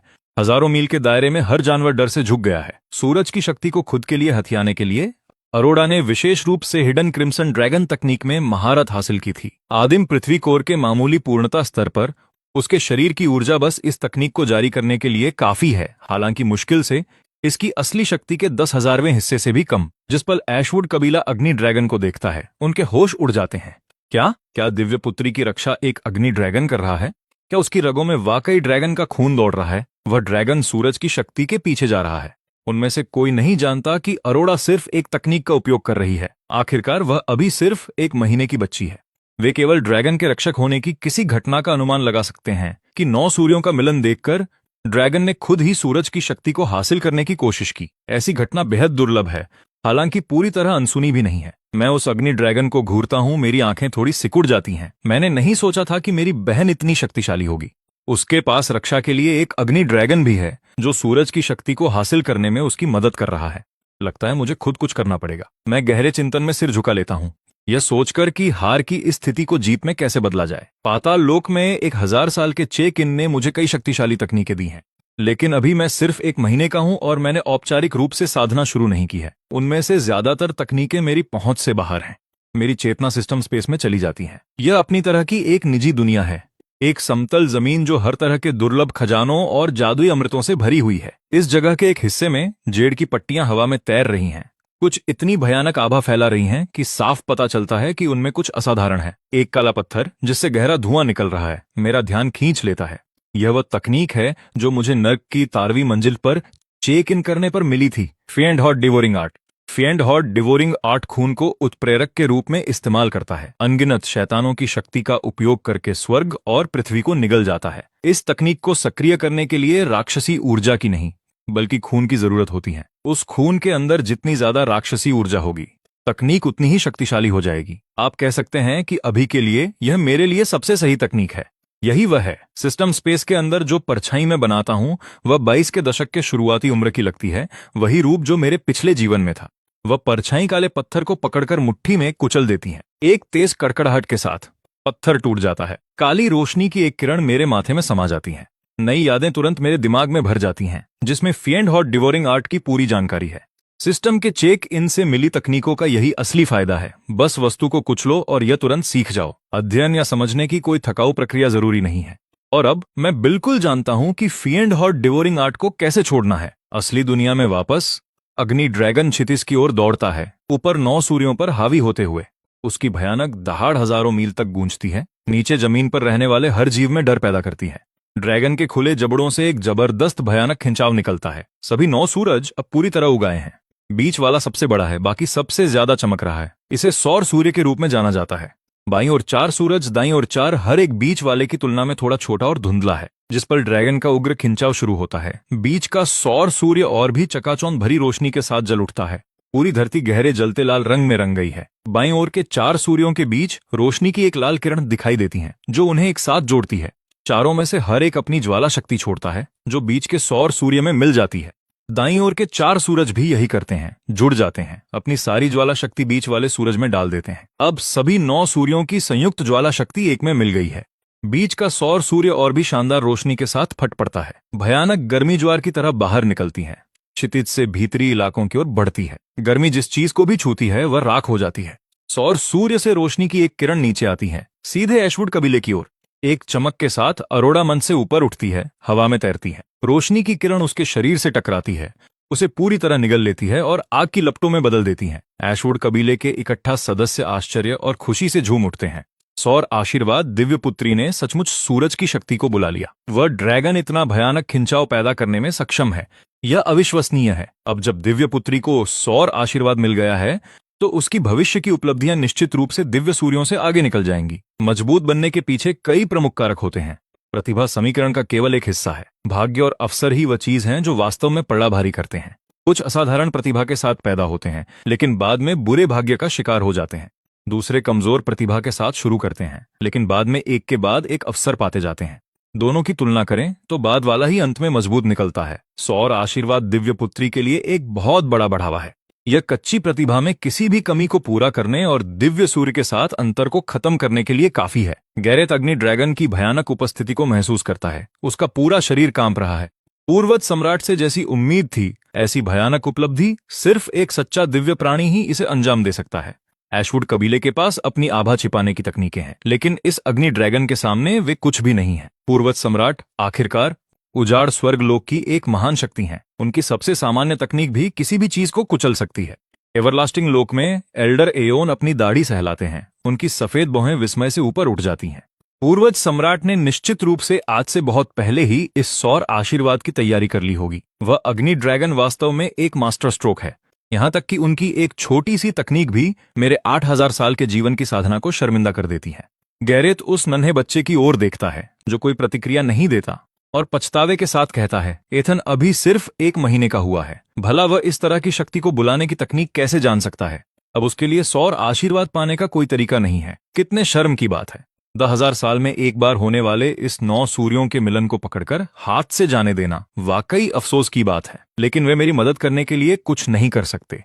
मुझे यह सब पूरी तरह खुद ही संभालना होगा। एल्डर एओन सिर हिलाते हैं और कहते हैं, सौर आशीर्वाद के बिना भी वह आदिम सेराफिन शरीर अपने आप में ही काफी भयानक है। सालों तक उसे अच्छी तरह पालो और वह निश्चित रूप से पूर्वज सम्राट का दायां हाथ बनेगा। जब वह दिन आएगा तो वह निश्चित रूप से उसके प्रयासों को व्यर्थ नहीं जाने देंगी। वह जानता है कि पूर्वज सम्राट ने 100 जन्मों के पुनर्जन्म सहे हैं, सब कुछ पूरी सृष्टि का सबसे शक्तिशाली प्राणी बनने की चाह में। लेकिन साधना का मार्ग मूल रूप से स्वर्ग के खिलाफ एक संघर्ष है, कभी आसान रास्ता नहीं होता। उनके पक्ष में एक अतिरिक्त सहयोगी का होना मददगार ही होगा। गैरेथ दबी हुई भावनाओं के साथ बोलता है, इथन का पूर्वज सम्राट का छोटा भाई होना अपने आप में एक बड़ा सौभाग्य है। 1 लाख साल की तैयारी के बाद उनके पास किस खजाने की कमी हो सकती है? जब तक इथन खुद को साबित करता है, पूर्वज सम्राट निश्चित रूप से कंजूसी नहीं करेंगी। जो उनके हाथों से फिसल जाता है वह भी उसके जीवन के लिए काफी होगा। मंच पर जिस पल मैं अपनी आंखें खोलता हूं, मुझे चकाचौंध रोशनी दिखाई देती है। मैं जल्दी से खुद को बचाने के लिए एक छोटा हाथ ऊपर करता हूं। मेरी बहन ने सूरज की शक्ति को बुला लिया है। मुझे जल्दी और तेजी से कुछ करना होगा। यह दुर्लभ दिव्य घटना ज्यादा देर नहीं चलेगी। अगर मैंने इसे गंवा दिया तो मुझे इस जीवन में दूसरा मौका कभी नहीं मिलेगा। मेरी उंगली के पोर से काले खून की एक बूंद निकलती है जो भयानक काली रोशनी के साथ चमक रही है। एसेंस ब्लड की एक बूंद जो भारी राक्षसी ऊर्जा से भरी है, अविश्वसनीय रूप से कीमती है। अगर मेरा दिव्य शरीर अभी पूर्णता तक न पहुंचा होता तो मैं कभी इस तरह एसेंस ब्लड जलाने की हिम्मत न करता। फिएंड हॉट डिवोरिंग आर्ट, मेरी उंगली पर खून की वह काली बूंद सीधे आसमान में उड़ जाती है। एक फुसफुसाहट के साथ खून एक काले कोहरे में बदल जाता है।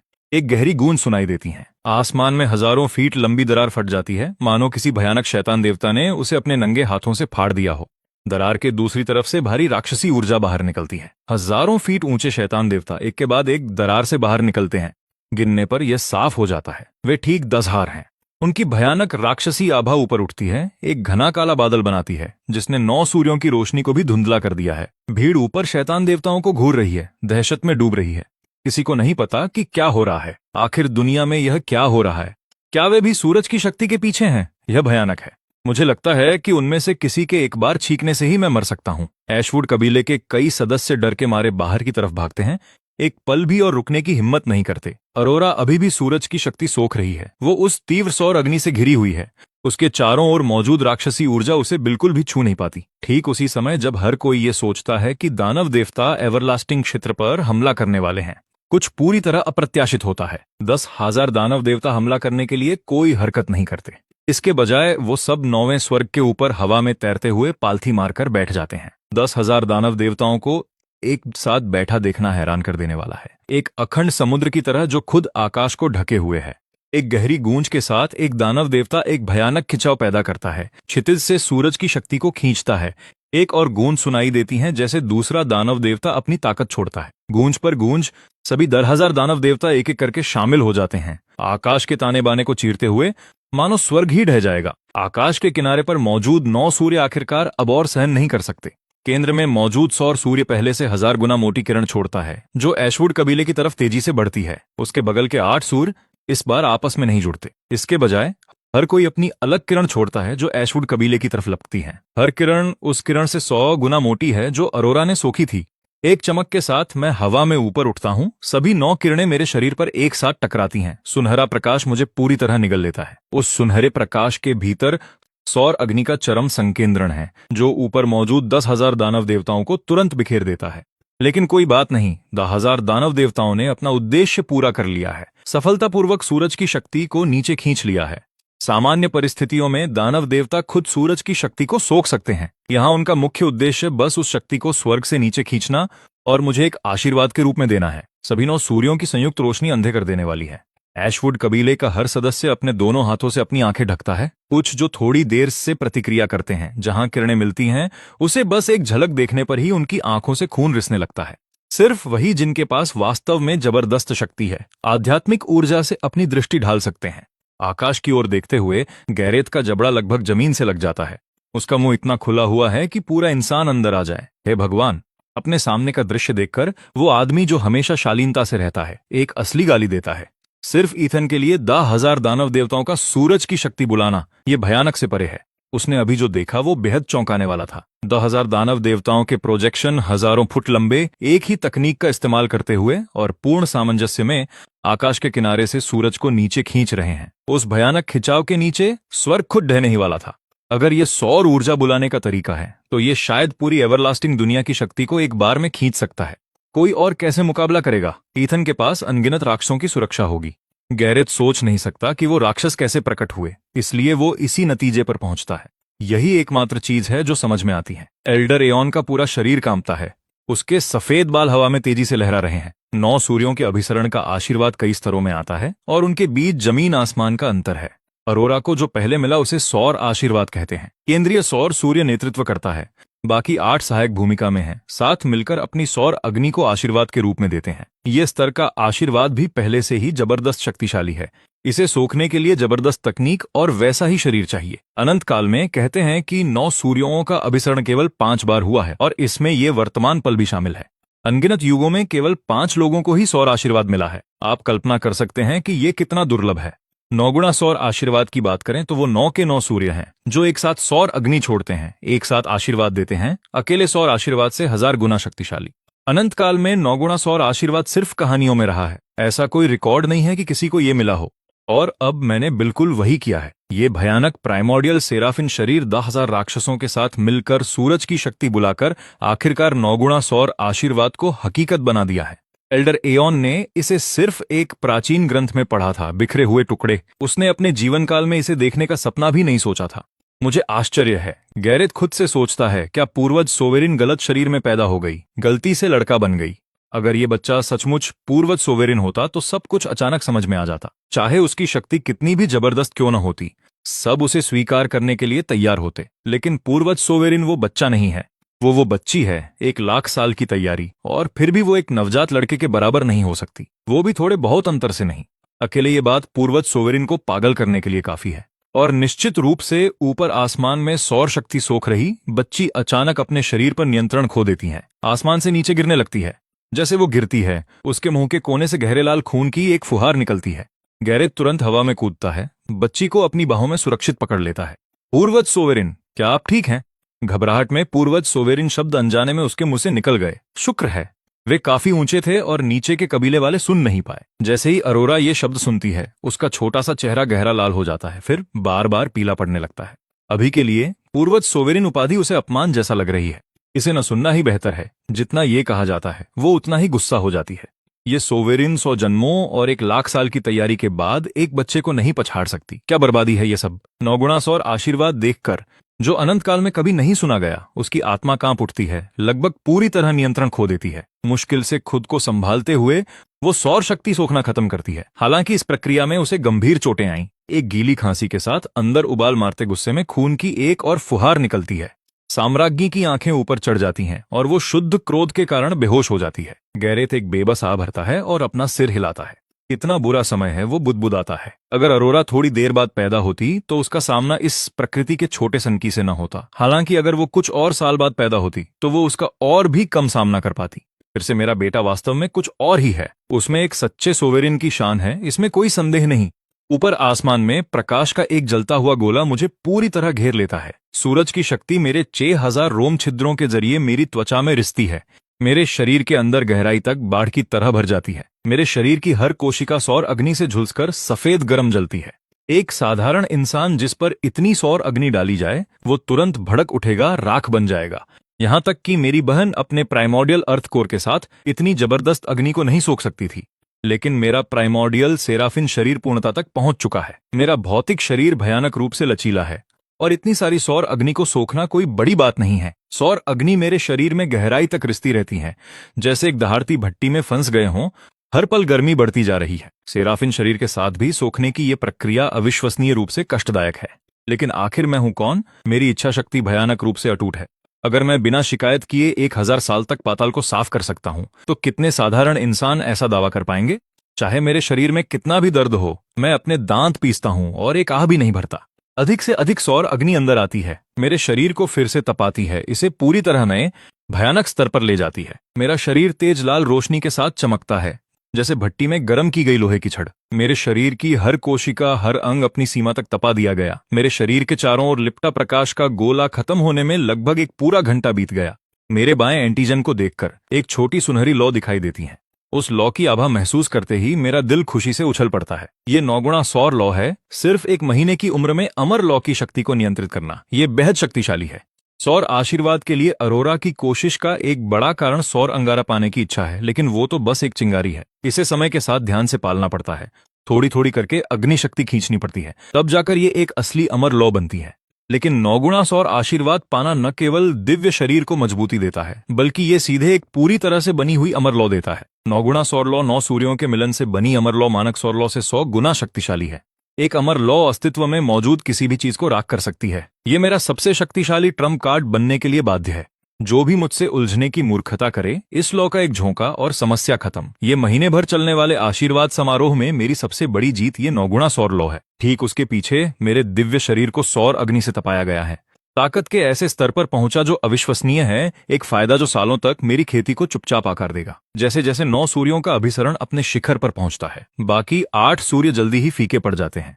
सूरज की शक्ति को पूरी तरह सोख लेने के बाद मैं वापस मंच पर उतर आता हूँ। ऐशवुड कबीले के सदस्य खुशी से उछल पड़ते हैं, एक सुर में मंत्र पढ़ते हैं, दिव्य सूर्य दिव्य सूर्य दिव्य सूर्य। एक बार फिर उन्होंने दिव्य सूर्य की जबरदस्त शक्ति को सीधे देखा है और अब उन्हें यकीन है जल्द ही दिव्य सूर्य सारी सृष्टि का सबसे शक्तिशाली प्राणी बनने के लिए नियत है। ऐशवुड कबीले को एक नए स्वर्ण युग में ले जाएगा। 3 साल बाद एक विशाल आंगन में फूलों की क्यारियों में 100 तरह के फूल खिले हैं। कुछ इंद्रधनुषी तितलियां उनके बीच मंडरा रही हैं। एक बांस के मंडप के पास 2 बच्चे खड़े हैं। छोटे लड़के की आंखें बड़ी और आकर्षक हैं और चेहरा सुंदर है। इसमें कोई संदेह नहीं कि वो बड़ा होकर एक बेहद आकर्षक युवक बनेगा।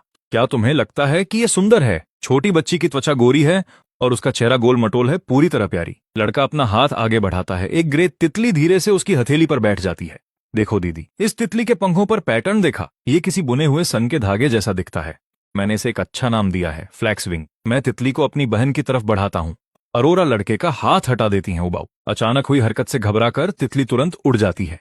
मैं पूरी तरह निशब्द रह जाता हूँ। क्या छोटी लड़कियों को तितलियां और फूल जैसी चीजें पसंद नहीं होनी चाहिए?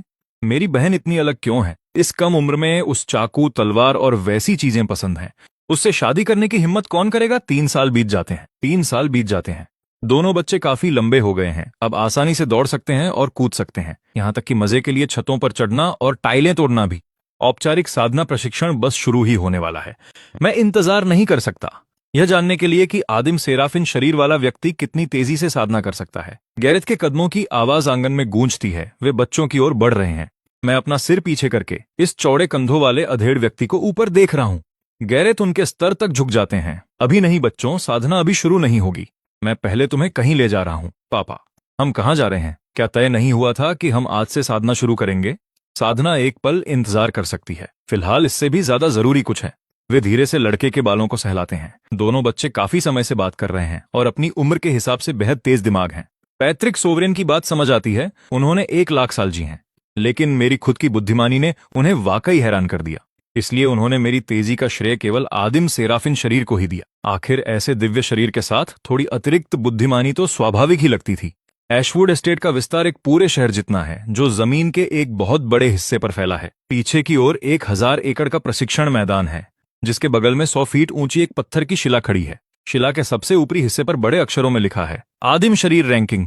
दोनों बच्चों को बाहों में लिए गैरेथ शिला के पास जाते हैं। अब तुम दोनों इस शिला को छुओ और देखो कि क्या तुम आदिम रैंकिंग में जगह बना सकते हो। साधना की दुनिया में एक महान रैंकिंग मौजूद है, जिसे आदिम शरीर रैंकिंग कहा जाता है। यह रैंकिंग दिव्य शरीर, कच्ची दिव्य शक्ति और ऐसी ही कई खूबियों को मापती है। जो कोई भी इस सूची में जगह बनाता है, उसे स्वर्ग से भी बड़ी एक मौका मिलता है। एक ऐसा मौका जिसे अगर सही से पकड़ा जाए तो यह उन्हें सीधे शिखर पर पहुंचा सकता है। लेकिन रैंकिंग का प्रयास करने के लिए एक अतिरिक्त शर्त है। उम्मीदवार को पहले एक निश्चित उम्र पूरी करनी होती है। दरअसल कई अलग अलग आदिम रैंकिंग हैं। उनके सामने वाली रैंकिंग खास तौर पर दिव्य शरीरों के लिए है। अरोरा जैसे दिव्य शरीरों को ध्यान में रखें तो इस रैंकिंग में चढ़ना तो बस खेल होना चाहिए था। सिर्फ उम्र ही अब तक की इकलौती बाधा थी। मैंने दूर से ही शिला को देख लिया था और मेरी दिलचस्पी तुरंत बढ़ गई। अपने आदिम सेराफिन शरीर के साथ दिव्य शरीर रैंकिंग में पहला स्थान पक्का है। यह रैंकिंग हर प्रासंगिक गुण को एक साथ तौलकर तय की जाती है। अरोरा का ही उदाहरण ले, उसके पास आदिम पृथ्वी कोर और सॉवरेन अर्थबोन है। जब शिला उसका मूल्यांकन करती है तो वह दोनों खजानों को जोड़कर कुल शक्ति आंकती है। इंसान के पास जितने ज्यादा तुरूप के इक्के होंगे, रैंकिंग में जगह बनाना उतना ही आसान होगा। मैं अपना गला ऊपर उठाकर शिला के निचले हिस्से पर लिखे छोटे अक्षरों को पढ़ता हूँ। दिव्य शरीर रैंकिंग में प्रथम स्थान फेनविर एम्ब्रीलीफ, उजाड़ पवित्र शरीर शिरोमणि।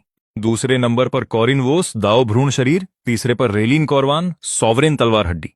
सूची में केवल 100 सबसे शक्तिशाली लोगों के नाम होते हैं। जब भी कोई नया नाम रैंकिंग में चढ़ता है तो 100वें स्थान वाला अपने आप बाहर हो जाता है। हर व्यक्ति अधिकतम 10,000 साल तक अपना स्थान बनाए रखता है, उसके बाद उन्हें हटा दिया जाता है। फेनविर एम्ब्रीलीफ का नाम देखकर मुझे पुरानी यादें ताजा हो गईं। मैं पिछले जीवन में उससे भी मिला था। आदिम शरीर रैंकिंग केवल ऐशवुड कबीले तक ही सीमित नहीं है। इस जैसी शिलाएं पूरे संसार में मौजूद हैं। यह केवल एवरलास्टिंग क्षेत्र के साधकों का रिकॉर्ड नहीं रखती, यह पूरी साधना दुनिया के हर अभ्यासकर्ता को कवर करती है। 900 स्थानों के लिए खरबों खरब लोग प्रतिस्पर्धा करते हैं।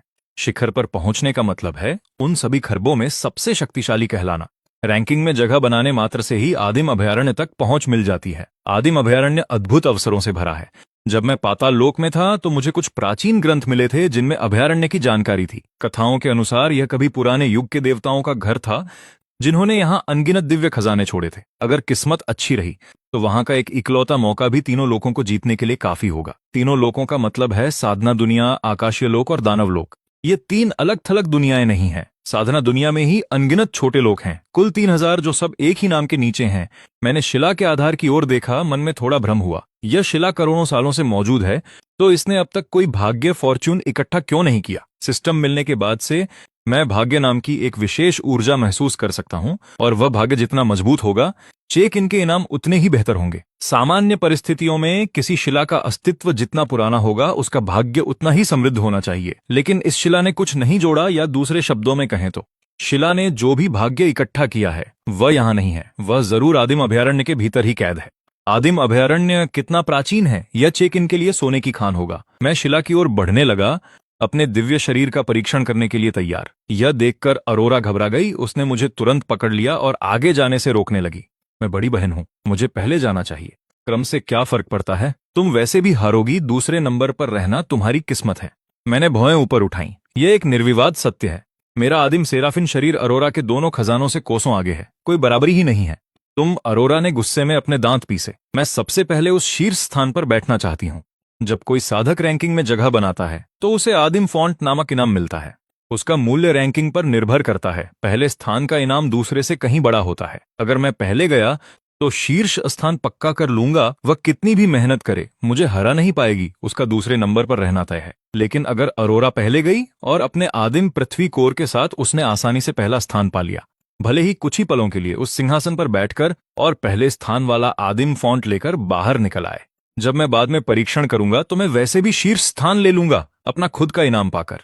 इस तरह हम दोनों को अधिकतम लाभ मिलेगा। और वैसे भी अरोरा को आदिम अभयारण्य के भाग्य में दिलचस्पी है, और केवल शीर्ष रैंक ही वहां सुरक्षित प्रवेश देती है। इसीलिए उसे मेरे पहले परीक्षण करना चाहिए। बिल्कुल नहीं, मैं बड़ा भाई हूं, मैं पहले जाऊंगा। मैं मुड़ा और सीधे शिला की ओर चल दिया। अरोरा ने लड़के के हाथ को जोर से खींचा, पर उसकी ताकत का कोई मुकाबला नहीं था। 9 बैल मिलकर भी मेरी एक उंगली की ताकत का मुकाबला नहीं कर सकते थे। जमीन पर खुरचते हुए वो मेरे पीछे घिसटती आई। अमर हिरण की टांग मेरे पास एक है, मैं तुम्हें एक दूंगा। अगर तुम मुझे पहले जाने दो तो कोई विकल्प न होने पर उसने अपने चिढ़ाने वाले भाई को रिश्वत देना ही बेहतर समझा। अमर हिरण की टांग सुनते ही मैं रुक गया। अमर हिरण एवरलास्टिंग दुनिया में दुर्लभ हैं, बिल्कुल फिनिक्स या ड्रैगन की तरह। उनका मांस बेहद कोमल और रसीला होता है, जिसका कोई सानी नहीं। मेरे तीसरे जन्मदिन की दावत में मुझे अमर हिरण की टांग खाने का मौका मिला था, और तब से मैं उसका दीवाना हूं। अब यह सुनकर कि मेरी बहन के पास एक है, मेरे मुंह में तो पानी आ गया। सच में? बेशक। अरोरा ने अपनी कमर की थैली में हाथ डाला और 30 फीट लंबी हिरण की टांग जमीन पर गिर पड़ी। मैं उसे देखकर पिघल गया। मेरा संकल्प तुरंत टूट गया। तुम्हें अमर हिरण की टांग मिली कहां से, और वह भी इतनी विशाल? अमर हिरण खुद में ही दुर्लभ हैं। 30 फीट लंबी टांग का मतलब है कि हिरण ने हजारों साल तक साधना की होगी। वह एक असली बुजुर्ग जानवर था जिसे मारना नामुमकिन है। इसका मांस मोटी और शक्तिशाली आध्यात्मिक ऊर्जा से भरा होता है। इसे खाने से शरीर को गहरा पोषण मिलता है। अमर हिरण के मांस का एक निवाला भी एक सामान्य व्यक्ति की उम्र कई साल बढ़ा सकता है, और लंबे समय तक खाने से यह उनके संविधान को ही बदल सकता है, साधना का रास्ता खोल सकता है। यह तो मुझे पापा ने दिया था, जाहिर है। अरोरा पीछे मुड़कर उस आदमी को देखती है। मैंने छोटा सा सिर हिलाया। उस हिरण की टांग की खातिर मैं तुम्हें पहले जाने दूंगा। पहले परीक्षण करूं या बाद में, मेरे लिए कोई खास फर्क नहीं पड़ता। मैं तो आखिर में शीर्ष स्थान पा ही लूंगा। क्यों ना अपनी बहन को कुछ देर के लिए पहले स्थान का मजा लेने दूं। सौदा पक्का। मैंने हिरण की टांग पर हाथ फेरा और उसे अपनी रिंग में रख लिया। यह स्टोरेज रिंग गैरेत का तोहफा था। इसके अंदर की जगह बहुत बड़ी है। यहाँ 100 फीट का पहाड़ भी बिना किसी समस्या के समा सकता है। ऐशवुड जैसा बड़ा खानदान निश्चित रूप से इतनी भव्यता का खर्च उठा सकता है। अरोरा ने राहत की सांस ली। पिछले 3 सालों में उसे पता चल गया है कि मैं कितना खाता हूँ। हर भोजन में बहुत ज्यादा मात्रा, और जैसे ही अच्छा खाना दिखे मुझे दूर ले जाना नामुमकिन है। अमर हिरण की टांग बेशक कीमती है, लेकिन उसे पहले स्थान के लिए बदलना घाटे का सौदा नहीं है। शीर्ष पर थोड़ी देर बैठना भी पूरा इनाम पाने के लिए काफी है। एक बार लॉक हो जाने के बाद कोई नुकसान नहीं है। अरोरा आदिम पट्टिका की ओर बढ़ती है। मैं गैरेथ के पास टहलते हुए जाती हूँ और थोड़ा मुंह फुलाकर अपना सिर पीछे झुकाती हूँ। डैड, मुझे भी अमर हिरण का मांस चाहिए। मुझे उम्मीद ही नहीं थी कि एशवुड कबीला कभी अमर हिरण का मांस जुटा पाएगा। अगर इसे वीरान स्वर्ग लोक से मंगवाया गया हो तो इसकी कीमत मांस की असल कीमत से कहीं ज्यादा होगी। ईथन यह सवाल सुनते ही गैरेथ का सिर चकराने लगता है। सच तो यह है कि उसने वह अमर हिरण का पैर कभी अरोरा को दिया ही नहीं था। वह तो अरोरा के अपने आदिम ब्रह्मांड टावर से आया था। वह टावर बेहद शक्तिशाली है, जो सीधे आत्मा के साथ मिल सकता है। वह सैकड़ों पुनर्जन्मों में उसके साथ रहता है और कभी खोता नहीं, और वह जो कुछ भी इकट्ठा करती है वह जीवन दर जीवन बढ़ता ही जाता है। अरोरा जो भी खजाना निकालती हैं, वह हमेशा सबसे ही कहती है कि वह एशवुड कबीले का है, ताकि किसी को शक न हो। लेकिन इससे गैरेथ मुश्किल में पड़ जाता है। ईथन, मैं तुम्हें भी जल्द ही ताजा हिरण का मांस जरूर लाकर दूंगा। ईथन, मुझे दिखावे के लिए अरोरा का पक्ष लेना पड़ता है, लेकिन मैं पीछे से तुम्हें बहुत सी अच्छी चीजें देकर इसकी भरपाई कर दूंगा, ठीक है? वो मुझे ये सब कैसे समझाता? वो शायद ही कह पाता कि तुम्हारी बहन ही पुनर्जन्म ले चुकी पैतृक संप्रभु है और एशवुड कबीले की हर संपत्ति तकनीकी रूप से उसी की है। पिछले 3 सालों में उसने चुपचाप पैतृक संप्रभु के निजी खजाने से मेरे इस्तेमाल के लिए बेशुमार खजाने निकाले हैं। मैं सिर हिलाती हूँ। ठीक है, आदिम पट्टिका प्रशिक्षण मैदान के पास ही है, जहां कबीले के कई युवा सदस्य पहले से ही साधना में लीन हैं। कबीले के मुखिया को दिव्य पुत्र और दिव्य पुत्री के साथ आते देख वे तुरंत भांप जाते हैं कि क्या होने वाला है और देखने के लिए उमड़ पड़ते हैं। 3 घेरे, फिर 3 और वे इतनी भीड़ लगा लेते हैं कि परिंदा भी पर न मार सके। अरे वाह, दिव्य पुत्र और दिव्य पुत्री अपने दिव्य शरीरों की परीक्षा दे रहे हैं। मैं उन्हें रैंकिंग में ऊपर चढ़ते देखने के लिए बेसब्र हूं, है ना? नतीजा तो पहले से ही पता है, दिव्य पुत्र ही पहला स्थान हासिल करेगा। आखिरकार हमारे एशवुड कबीले का कोई सदस्य आदिम रैंकिंग में सबसे ऊपर होगा। सोचती हूं कि उन दोनों को किस तरह का आदिम फोंट मिलने वाला है। सही है, रैंकिंग में जगह बनाना बेहद मुश्किल है। आपको खरबों लोगों से मुकाबला करना पड़ता है। भले ही एशवुड कबीला एक प्राचीन रक्तधारा हो, जिसके पीछे 1 लाख साल का इतिहास है, हमारे कबीले के गिने चुने लोग ही उस रैंकिंग तक पहुंच पाए हैं। 1 लाख साल सुनने में लंबा लग सकता है, लेकिन करोड़ों वर्षों की तुलना में यह बस एक पल है। अरोरा पट्टिका के पास पहुंचती है। उसके हाथ के चारों ओर एक हल्की सी चमक छा जाती है, जिसे वह पत्थर के आधार पर टिका देती है। पट्टिका तुरंत उसकी उपस्थिति महसूस कर लेती है और एक गहरी गूंज के साथ कांपने लगती है। पत्थर से भयानक ऊर्जा की लहरें उठकर आसमान को छूने लगती हैं। आसमान में एक रहस्यमयी दृश्य उभरता है, जिसके भीतर अंतहीन बैंगनी आभा फैल जाती है और उसमें एक ऐसा शरीर है जो भयानक और स्पष्ट उपस्थिति का अनुभव कराता है। उस शरीर के पास एक हड्डी तैरती है जो सुनहरी रोशनी से जगमगा रही है, जिस पर रहस्यमयी न पढ़ी जाने वाली लिपि खुदी है। अजीब संकेत सीधे उसकी सतह पर जल रहे हैं। एक आम इंसान के लिए बस एक नजर ही काफी है कि वो उससे निकलने वाली दुनिया खत्म कर देने वाली ताकत का भारी दबाव महसूस कर ले। एशवुड कबीले के सभी लोग गर्दन उचकाकर खौफ के साथ उस दृश्य को देख रहे हैं। हे भगवान, आदिम बैंगनी आभा के भीतर पला बढ़ा दिव्य शरीर, यह कितना भयानक हो सकता है? मेरे खुदा, वह हड्डी दुनिया को खत्म करने वाली ताकत क्यों पैदा कर रही है? यह वाकई शक्तिशाली है। आदिम पट्टिका अरोरा के दोनों दिव्य खजानों को सबके सामने उजागर कर देती हैं। पट्टिका से ऊर्जा की एक लहर निकलकर सीधे अरोरा के दिमाग में समा जाती है और उसके विचारों में एक डरावनी आवाज गूंजती है, जिसमें एक असीम अधिकार झलकता है। अनंत काल तक कोई आपके जैसा नहीं। आपने आदिम शरीर रैंकिंग का शिखर हासिल कर लिया है। अब आपका नाम इस पत्थर पर सबसे ऊपर खुदा जाएगा। रुकिए, अरोरा अपने मन के अंदर की आवाज से बात करती है। मैं अपना नाम गुप्त रखना चाहती हूँ। कायल नाम का इस्तेमाल करो। अरोरा एशवुड नाम का 1 लाख साल पहले बहुत बड़ा रसूख हुआ करता था। पूरे वीरान स्वर्ग लोक में बस उसका नाम लेने भर से राक्षस थर-थर कांपते थे। अगर उसका नाम अब आदिम पट्टिका पर दिखाई देता तो 1 लाख साल पहले वाले उसी नाम से मेल खाता और यह तुरंत अनगिनत शक्तियों का ध्यान खींच लेता। वे प्राचीन राक्षस जिन्होंने लाखों साल बिताए हैं, जो शक करने लगते तभी और उसे मुसीबत में डालने के लिए आधमकते। फिलहाल उसकी ताकत बहुत कम है और खुद को बचाने का कोई साधन नहीं है। अगर उन प्राचीन राक्षसों में से किसी ने उस पर नजर डाली तो उसका बचना नामुमकिन है। इसलिए नाम छुपाए रखना ही समझदारी है। एक दिन जब उसमें इतनी ताकत होगी कि वह स्वर्ग और पृथ्वी दोनों को चुनौती दे सके, तब वह सच उजागर करेगी और खुद को साबित करेगी। उसने पहले ही 1 लाख साल इंतजार किया है। थोड़ा और इंतजार करना बड़ी बात नहीं। जो आपकी इच्छा पट्टिका गूंजती और हिलती है। रैंकिंग के सबसे ऊपर एक सुनहरी नाम धीरे धीरे उभरता है। शरीर रैंकिंग में पहला स्थान काइल आदिम पृथ्वी कोर और संप्रभु पृथ्वी हड्डी का वाहक। पूर्व के पहले और दूसरे नंबर के खिलाड़ी नीचे खिसक जाते हैं। शरीर रैंकिंग में दूसरा स्थान फेनरिर एम्बरलीफ वीरान पवित्र शरीर सर्वोच्च। तीसरा स्थान कोरिन वॉस पवित्र शरीर दाओ भ्रूण।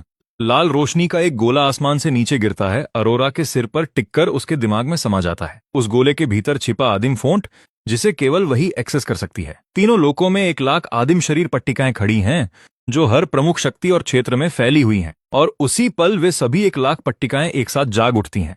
तेजी से ऊर्जा की भयानक लहरें आसमान में फूटती हैं, जो हर आसमान में वही रहस्यमयी दृश्य पेश करती हैं। अंतहीन बैंगनी आभा उस दृश्य को भर देती है, जिसमें आदिम पृथ्वी कोर और संप्रभु पृथ्वी हड्डी चमक रही है। जैसे ही यह दृश्य दिखाई देता है, तीनों लोग थर्रा उठते हैं। 3,000 छोटे लोकों में अनगिनत प्राचीन कबीले और शक्तिशाली संप्रदाय। जिस भी शक्ति के पास इनमें से एक पट्टिका है, वे उस दृश्य को अपनी आंखों से देखते हैं और हर कोई हैरान रह जाता है।